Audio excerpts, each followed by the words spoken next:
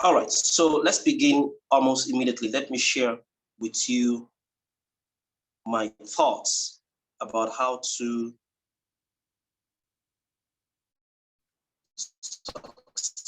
successfully run meetings. We're going to discuss a number of things today. We'll discuss how to run meetings, how to give a toast. That's the first thing we'll be discussing today, how to give a toast. So let's begin by discussing how to give a toast. All right, so how do you give a toast? I want to begin with words of Paul Dixon. Paul Dixon is a public speaker and one who's given to teaching people how to be gentlemen, how to understand the etiquettes of life and so on. And here's what he says about a toast. I'll give you a definition shortly, but just get to hear what he says about a toast. New word a lot. Write that down in your note. Flubbing. What does flubbing mean? So you want to write that down so you could check out the dictionary and find out what that means.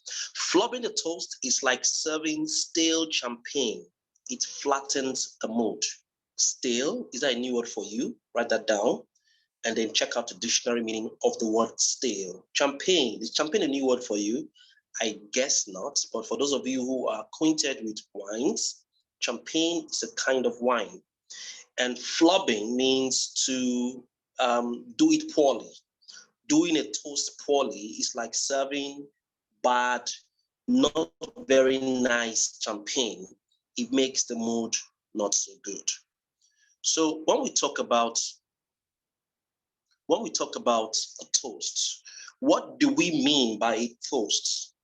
A toast is a ritual. Now, I grew up in the African culture. My tribe is the Ibibio tribe. We're of the Akwa Ibom state.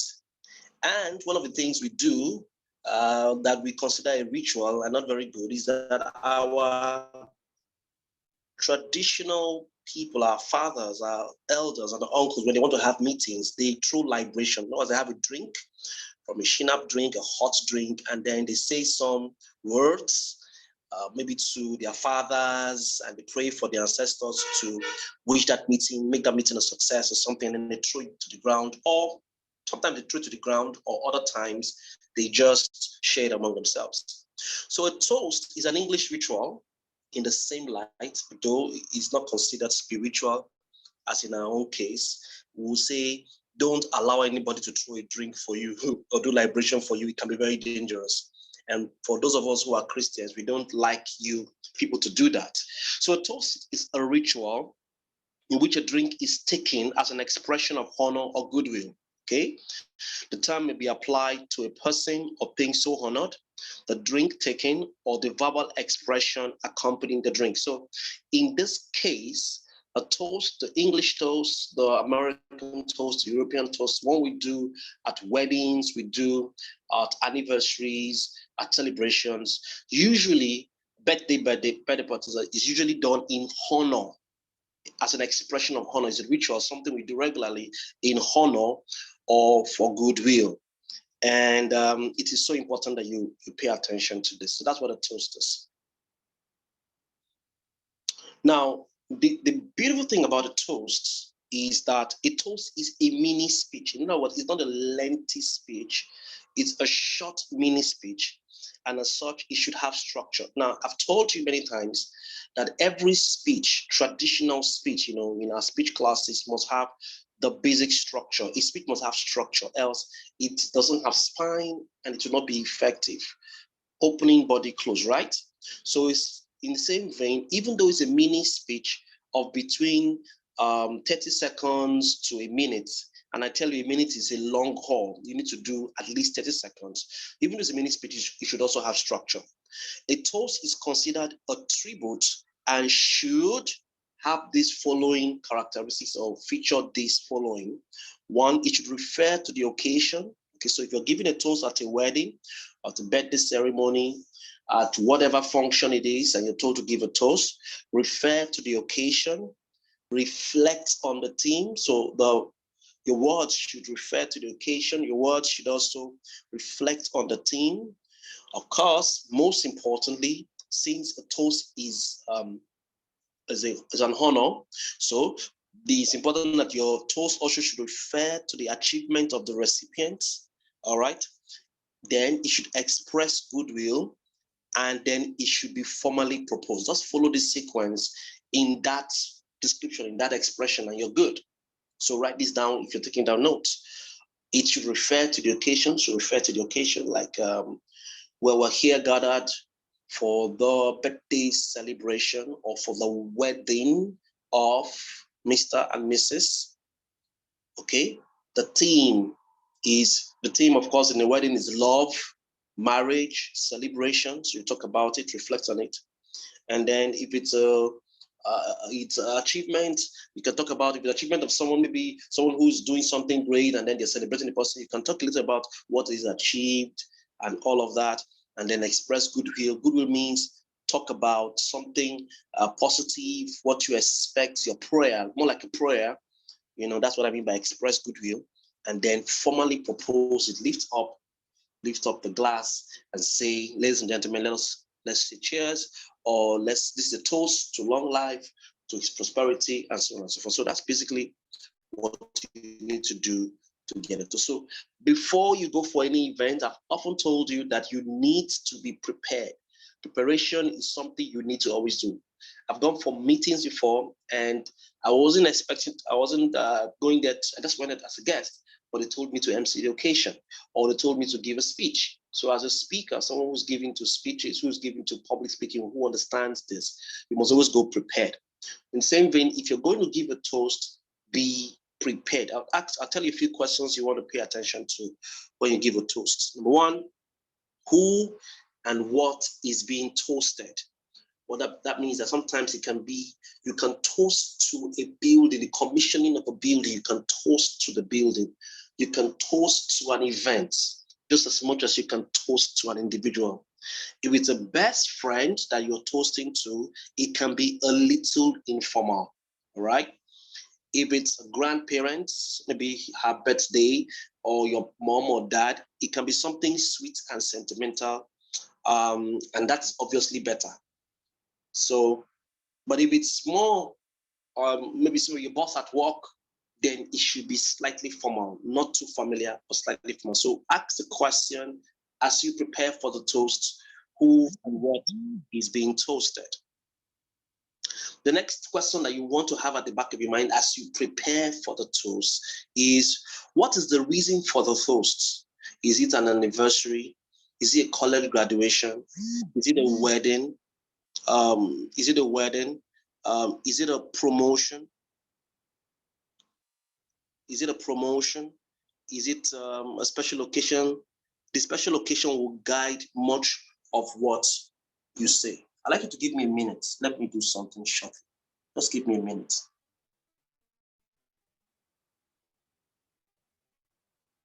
Give me a few minutes. I'll be with you shortly.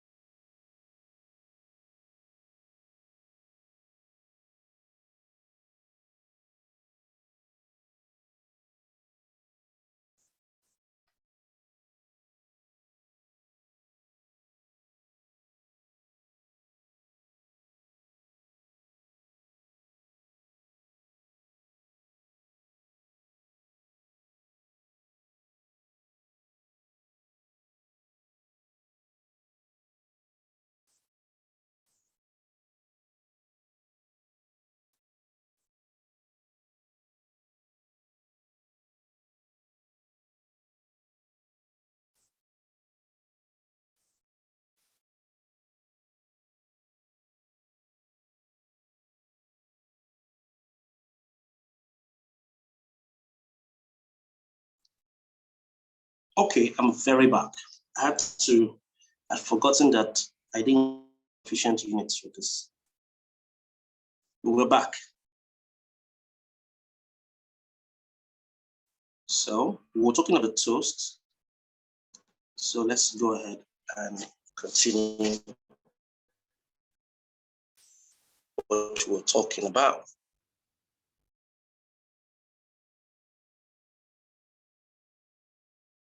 So we're saying be prepared. And we said the first question you want to ask is who and what is being toasted. I'm sure you remember that. What's the reason for the toast? This is very vital. Is it an anniversary? Is it a college graduation? Is it a wedding? Is it a promotion? The specific occasion will guide much of what you say. Okay, so this is important. One other question you want to ask is what type of event is it? We talk a lot about public speaking settings in public speaking. And we have different kinds of settings. We have informal setting, formal setting, special occasion settings, and then persuasive settings. These are the different kinds of settings. Is it a formal setting? So, if it's a formal setting, then you need to understand that you need to understand the protocol of the event and how much you need to honor the guests and people or the recipients of the toast. If it's more informal, then it can be slangish. If it's a special occasion, then there's an approach to it. And if it's a persuasive meeting, there's also an approach to it. So the event type guides the formality of the toast more than anything else. Is it a work party? Better keep it pretty straight-laced. Cocktail hour with college friends. So is it cocktail hour with college friends? You are safer going off the cuff or within inside the joke. So if you're doing with friends, if you're doing a toast where you have friends, maybe like a cocktail hour with college friends or with work people, colleagues, then you can be a bit humorous and informal. But if it's a work party and your boss is available and the structure or the setting is formal, then make sure that you're also equally formal. The another question you want to ask is who is in attendance? We talk a lot about audience analysis. It's always good to have an idea of who the audience you're speaking with is. Please, if you're just joining this WhatsApp or this Zoom class, as you join, mute your sound. Thank you. Related to the above points, but you really want to know your audience in order to craft your toast. You don't want to say things that only make sense to one group of people. At a family event, you will say something quite different than if it's a work party. At a large, diverse gathering, you want to keep the statement very broad and centered on the toastee so that everyone can get what you're saying. I hope you understand this. I mean, if the audience analysis is quite vital, even in putting together a toast. You want to, if it's an exclusive meeting for your colleagues at work, you know that you will understand the terms you'll be using. But if it's a large, diverse gathering, then be more broad in your expression, and center it more on the toastee so that people can get what you're saying. All right, so the another thing you want to do that is important, I already showed you a format, is decide your format. Decide on the kind of format you want to go. I gave you a very simple format, but let me see if there's another format you can work on. Let me show you a format I already shared with you. Let me go back and show it to you if there is, so that you just see how it works.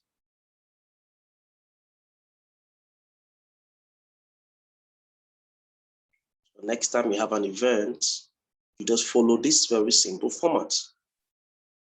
Okay, this is the format I think you should take. This format is a very simple format. Remember that the toast is a mini speech. So work this format and to guide you. Refer to the occasion, reflect the theme, refer to the achievement of the recipient, express goodwill, formally propose. That format, whether it's a wedding or an anniversary or whatever you're giving a toast, that format will truly help you to make so much progress. All right. So toast is something we do very regularly, and it's something that we need to pay attention to. So decide on the format. Let's quote this man again, Paul Dixon. He says that a toast is a basic form of human expression that can be used to convey virtually any emotion, from love to rage, although raging toasts tend to cross the line into the realm of curses. Okay? They can be sentimental, cynical, lyrical, comical, defiant. And that's by this speaker again, Paul Dixon. So you can choose to make your toast sentimental. You can choose to make your toast cynical. You've got to be careful when you're making it cynical. Lyrical means that you're toasting to your wife or to someone who is your wife's birthday. Lyrical, comical, if you're friends, defiant, long or short. And so this is very interesting. The point here we're making is a toast is a basic form of human expression that can be used to convey virtually any emotion. So yes, it's so important that you keep it short. So be prepared, decide your format, and then keep it as short as possible. Don't belabor or bore your audience with a very lengthy, I mean, in a wedding and you're giving a toast, people are already eating. So you can't go ahead and start telling long stories. Make it as short as possible and you'll be fine.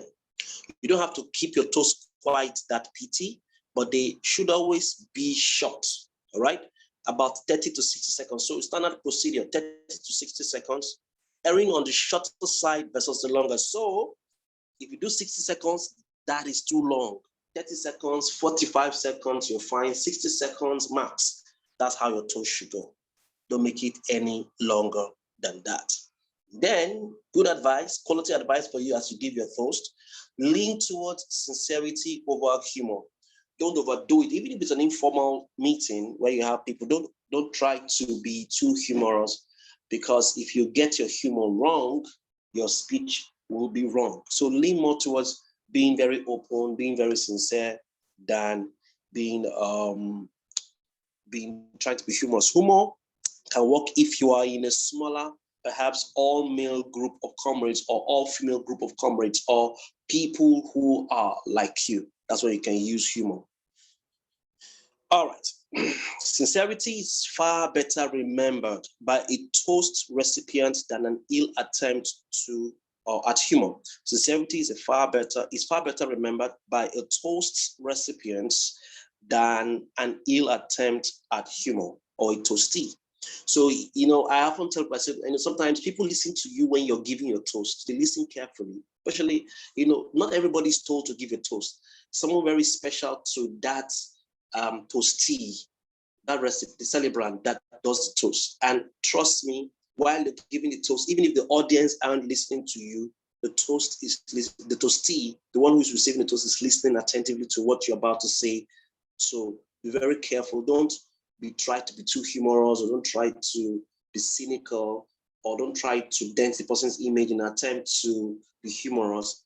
Be very careful, because people pay attention and they don't forget those things you say to them when you give your toast. Lean more towards sincerity than you want to lean towards humor. And then finally, end your toast with a clear invitation. What's the toast? If there's no to good health, to long life, to a happy marriage, to great times, to blessings, and all of that. Do that, then everybody clanks the glasses, and then we take a drink.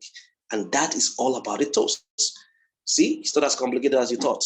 Just follow that simple format I showed you earlier, and you are good. So, say something like cheers, or let's raise the glass to, and then lead the way by finding someone near to clink the glasses with. Okay, so let's get to the second thing you need to do. This is different, because the first one we just talked about talks a lot about celebration, weddings, anniversary, happiness. This is more solemn. How do you give a eulogy? Now, not an eulogy, because the eulogy is a consonant sound that we get to hear.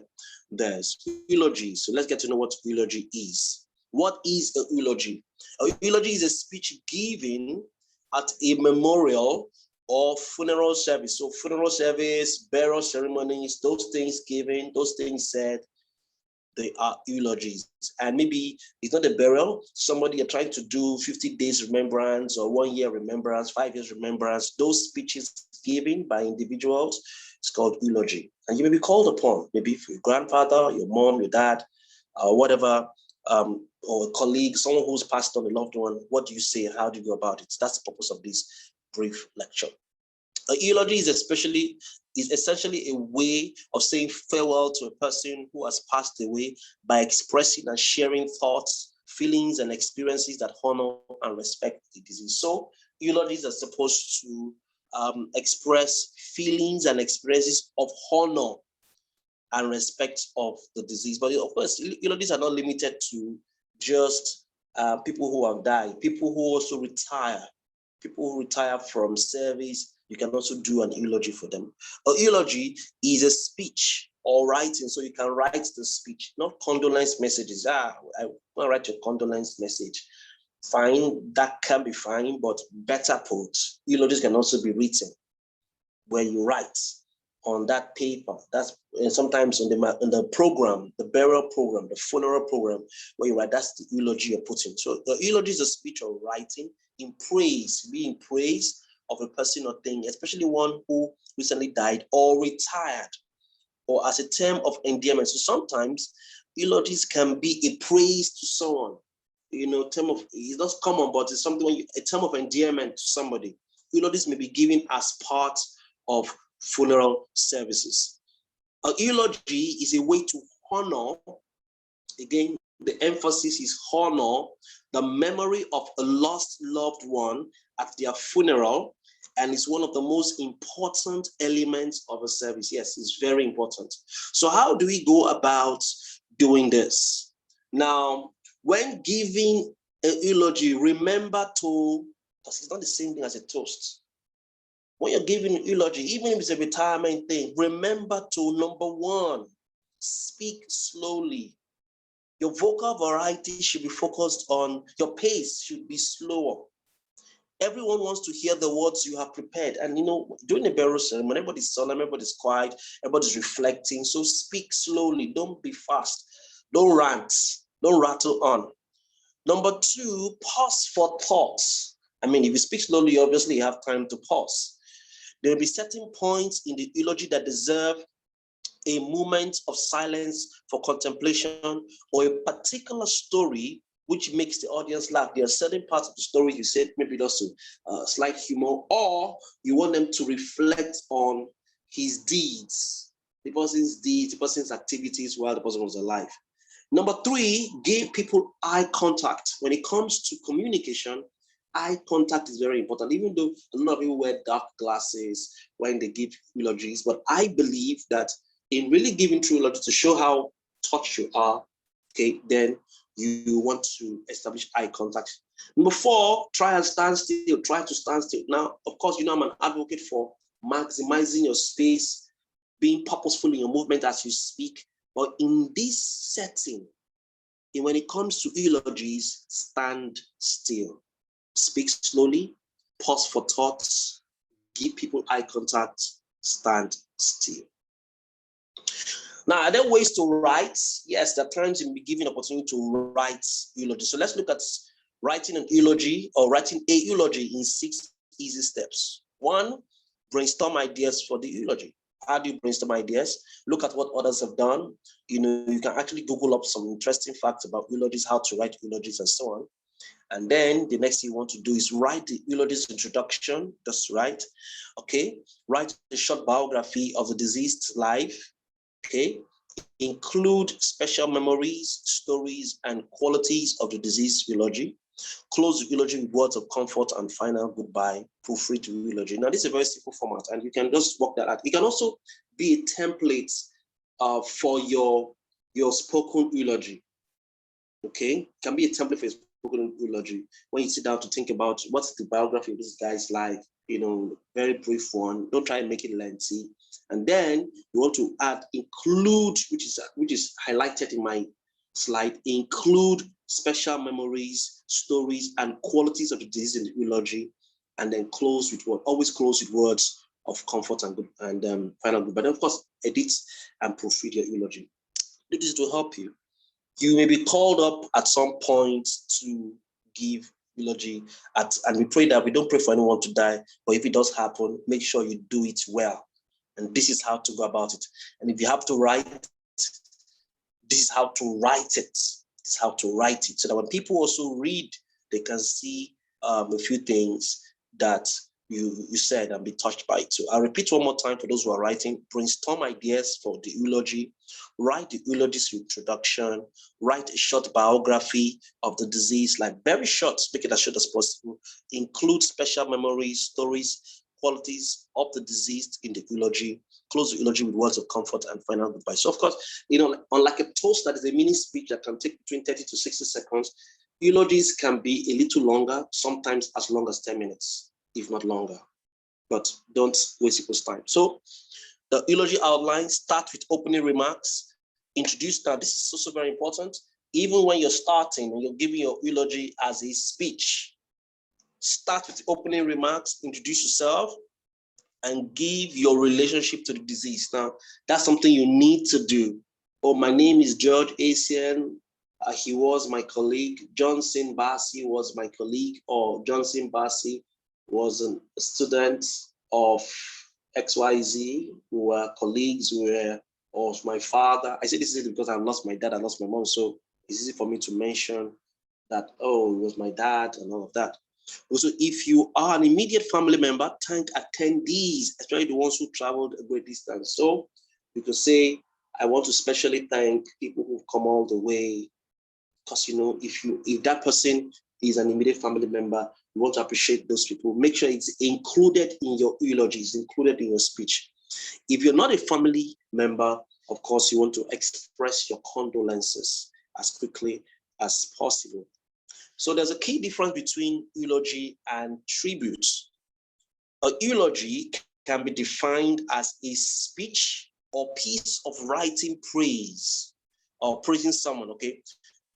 Eulogy can be defined as a speech or a piece of writing praising someone. It's usually done to praise someone, mostly a dead person who has died, a passed on, or someone who's retired and is leaving the scene in a particular industry.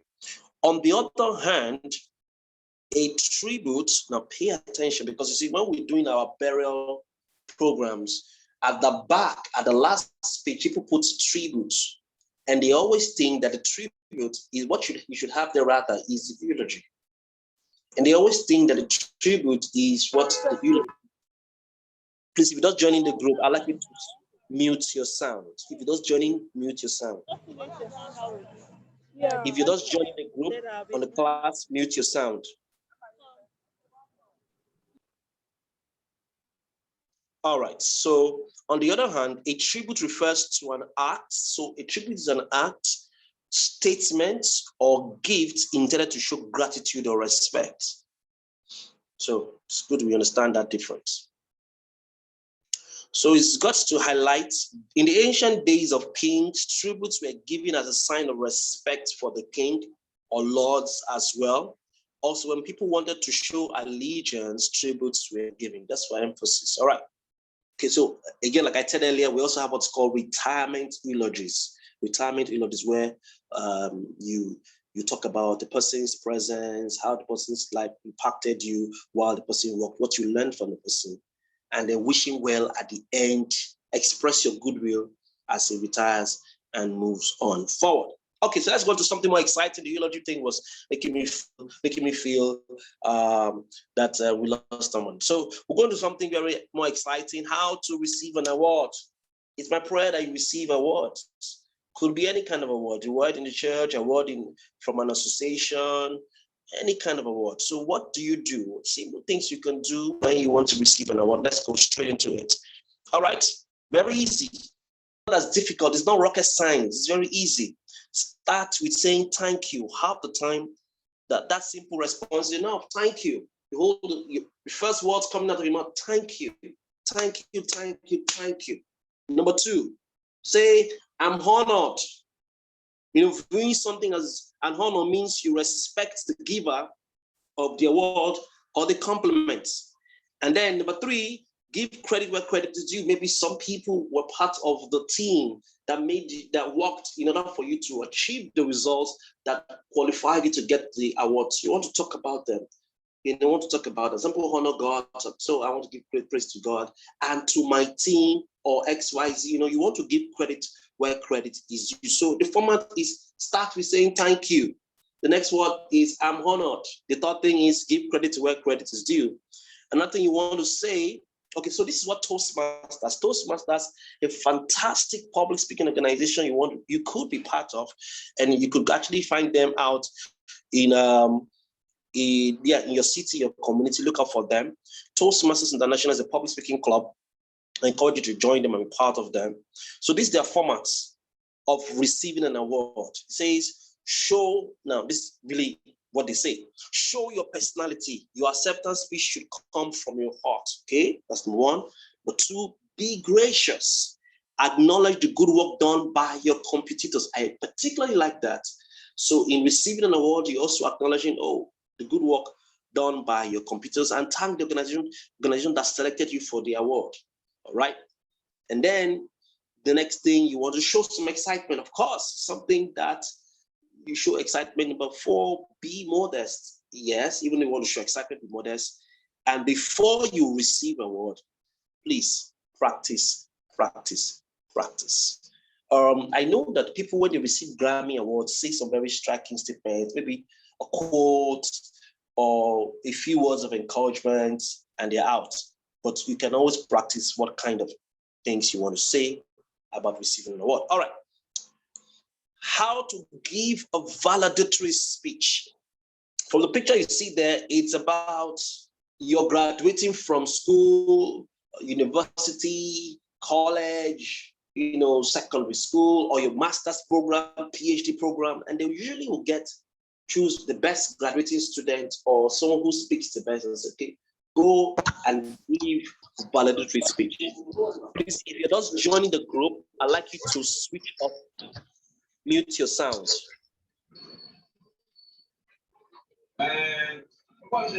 If you're not joining the group, please mute your sound.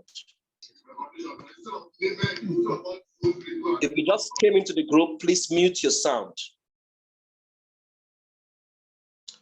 How to give a valedictory speech.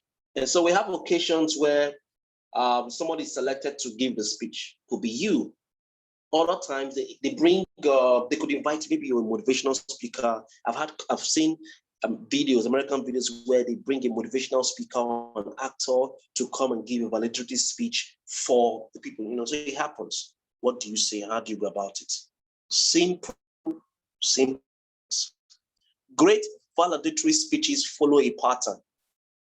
Number one, they offer a fond reflection on the high school, in this case, high school years or university years, or the period you are in that school. With that in mind, the key to a great valedictory speech is to keep it simple, short. 10 minutes is perfect. Mention, now that's key, mention lots of people's names, tell stories, and practice it so much that you don't have to read it. This is so fantastic. So let's go over that. Keep it short. 10 minutes is fine. All right. Mention a lot of people's names, tell stories, and practice it so much that you don't have to read it. Okay. So someone is saying, talk about what you've learned in your valid.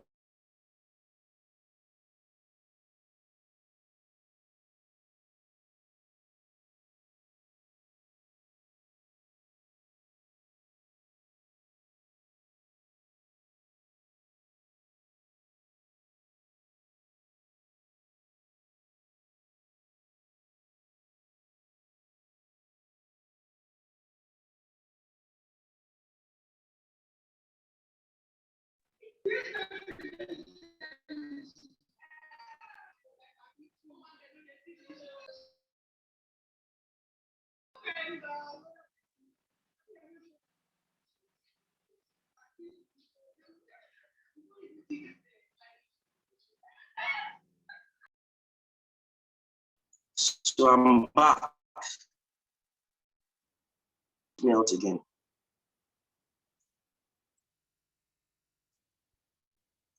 All right, so let's get back to where we were. Let's get back to where we are.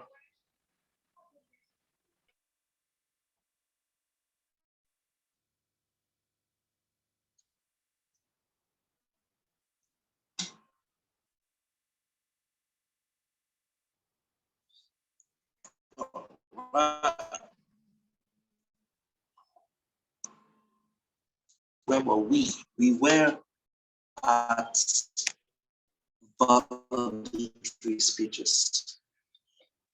Okay.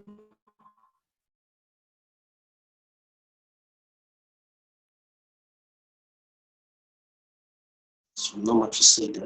Let's see. Okay, so again, when it comes to valedictory speeches, you want to say jokes, you want to use quotes. I'm seeing quotes there.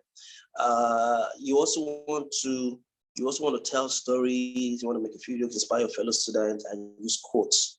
Quote your lecturers if you can. Quote your professor.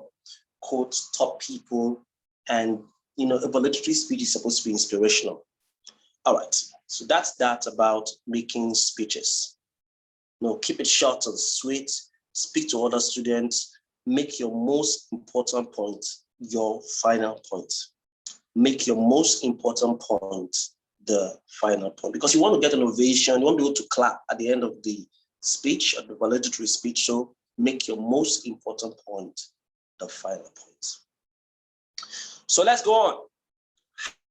How to give a welcome address. Now, these things are very simple, but we'll look at some formats that were given. How do you give a welcome address? A welcome speech occurs at the beginning of an event. It is meant to welcome the attendees and to set the context of the occasion. So if you're giving a welcome address, it's very important that you set the context of the occasion.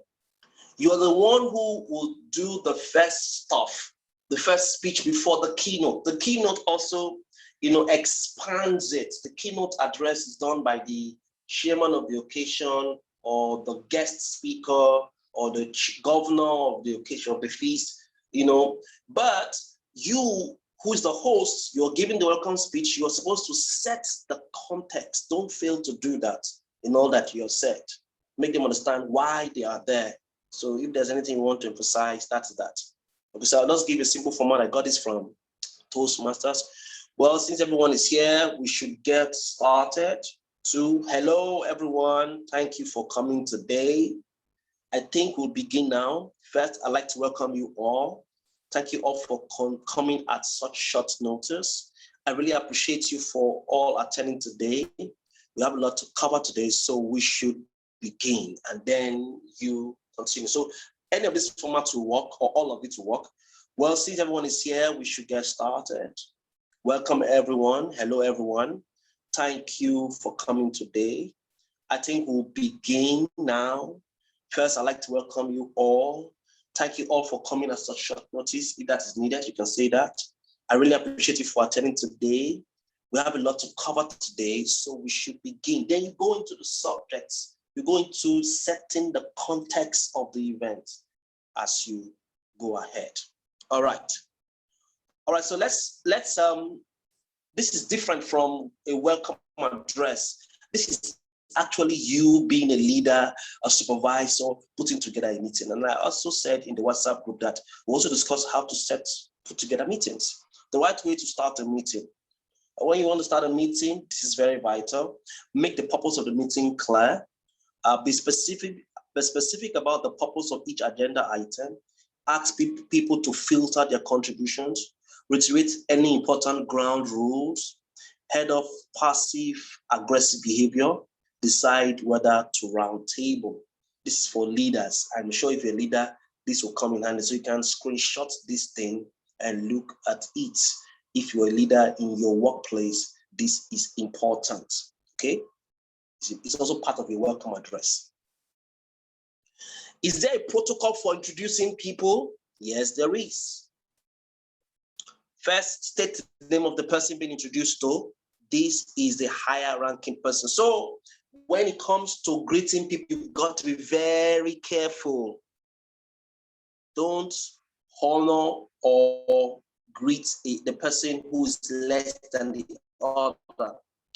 There was this meeting where the governor was available, and then his wife, the wife was also available, and deputy governor was also available, and a few other dignitaries, important political people. And then somebody was trying to do the protocol of greeting. And guess what? He said, His Excellency, he did greet the governor, And then after that, he now went on to greet the wife separately. And then before he did the greeting for the deputy governor. See, that is a breach of protocol. So because that is presuming that the wife, the first lady, is higher than deputy governor. Meanwhile,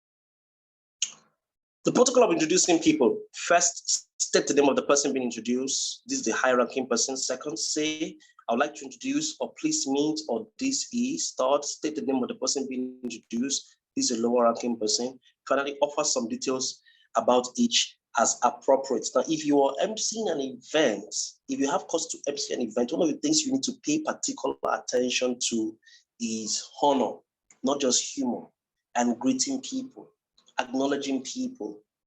The protocol of greeting and introducing people is important. So tell us about them, follow the order, follow the ranking, and then make sure that you celebrate the details of whatever achievement they have and all of that. If a person is a doctor, call him a doctor. If a person is a chief, call him a chief. There's this occasion somebody called the individual and the person didn't stand up because he said his name that's not his name. That you need to say, hi, chief. It happens. So you get to know those details. That's why part of your audience analysis is knowing what kind of audience is available for that meeting. So I was saying something about the deputy governor, somebody introducing the wife of the governor before introducing the deputy governor. He honored His Excellency, he introduced His Excellency, they went on to introduce the wife of the governor and then introduce the deputy governor. You see, that's a breach of protocol. That's not how it should be done, because that's presupposing that the first lady is higher than deputy governor. Meanwhile, the governor and deputy governor went on a joint ticket. So what you do to avoid that kind of trouble is to honor the governor and the wife in the same introduction. Like His Excellency, let me use my governor, His Excellency Dike Udom Emmanuel and his wife at the same time. Martha Udom Emmanuel, the deputy governor. So do it at the same time. Don't do it separately. That will save you the trouble that man had in introducing people. Now, there are times you go for a wedding and then you need to cut a cake. And they say, what did you see? All of that stuff. Of course, you can freestyle and talk, but a few things you want to pay attention to when you are making a small speech for cutting a cake. Again, it's a wedding. It's a wedding. Maintain a lively smile. Don't frown. It's a wedding, so smile. If it's a wedding, talk a little about the significance of the colors on the cake as it relates to wedding and love. So again, do some of your research. Have a conversation with the cake person. If you are the cake maker, then you should be familiar with the universal meanings of colors and what the colors means as it relates, or why you chose those colors, okay? And if you're not the cake maker, and if you're not the one giving, supervising, and trying to say a few things, also say a few things about colors and the significance of colors as it relates to wedding and love. And of course, be as brief as possible. So it's not rocket science. It's as simple as that. The most important thing is maintain a very lively smile. Now, this is the last thing we'll talk about today, how to give a paper. When we say a paper, what do we mean by paper? You know, this is so important. A paper presentation, you need to write down now. A paper presentation involves the preparation of a substantive piece of writing, usually about 5,000 words, and then the presentation of that paper to a panel who have the opportunity to question it. So this is very common in an academic setting, in the academic sector, at a university or a conference of lecturers. And sometimes you can give a paper at the World United Nations or World Trade Organizations in a forum or fora, different forums. In a seminar, you can give a paper. So what's a paper presentation? A paper presentation involves the preparation of a substantive piece of writing, usually about 5,000 words, and then the presentation is done of that paper to a panel who have the opportunity to question. So the questioning of the paper is part of paper presentation, and it's usually before a panel, not just an audience. Of course, sometimes a panel and an audience, or just a panel. Rarely ever with just an audience, because a paper is usually academic. It's supposed to be questioned. So we have different kinds of papers. We have research papers. I do know that what's his name again? This guy that discovered the law of gravity, Isaac Newton. When he was doing his works, and he gave a paper before some professors of his time, and they questioned the veracity of it and they debunked it before later on they accepted it. So we have research papers. We also have conference papers. Again, these papers have to be substantive. They need to be quality, and they need to be a lot of research, a lot of statistics, has to be your findings. You know, what we do at our defense, our product presentation, is people are giving a paper in front of a panel, our lecturers and a few students are available. Okay, so now when you're writing a paper, of course, you also have the audience, and the audience, part of the audience, the panel. Write a paper with the audience in mind. Usually papers have time limits, so adhere to time limits. Before you go out there to give your paper, rehearse in front of a friend. All right, it's very important that you start confidently. This is very, confidence is key, because confidence is part of what convinces the audience. Maintain eye contact with the audience. Writing is a major part. You need to learn how to write, and then practice reading your paper. Now, you see, paper is a form of giving paper is a form of public speaking. People will say, you're not supposed to read from notes when you speak. I agree, but when it comes to paper, you read. But there's a way you go about reading it. You read it as if you're not reading. And the form is not, you're not reading, you're not writing, it's not a speech written. It's supposed to be delivered in a manner that is exciting. So you have to practice reading it in such a way that people think that you're saying it. In fact, there are some professors I know who, when they give papers, they will pause because, of course, the papers are usually given to the panel and to some audiences to read along. They'll pause and do some explanations of whatever they are highlighting or talking about. So paper presentation is something that may come up, and if they tell you to do it, it should not be strange to you. The format of writing the paper is the cover title, quotations, and citations. I hope you got value today from all of these different things. I decided to teach you this because we have all of this happening, to us on a very regular basis. Happening to us. You can unmute your mic. Did you hear me? The last things I said. I need to hear feedback. Excuse me. Did you hear what I said? Yes, I was listening. Okay, so the edge. Was there, I know at some point the Zoom thing was taking me out. Hello, Director.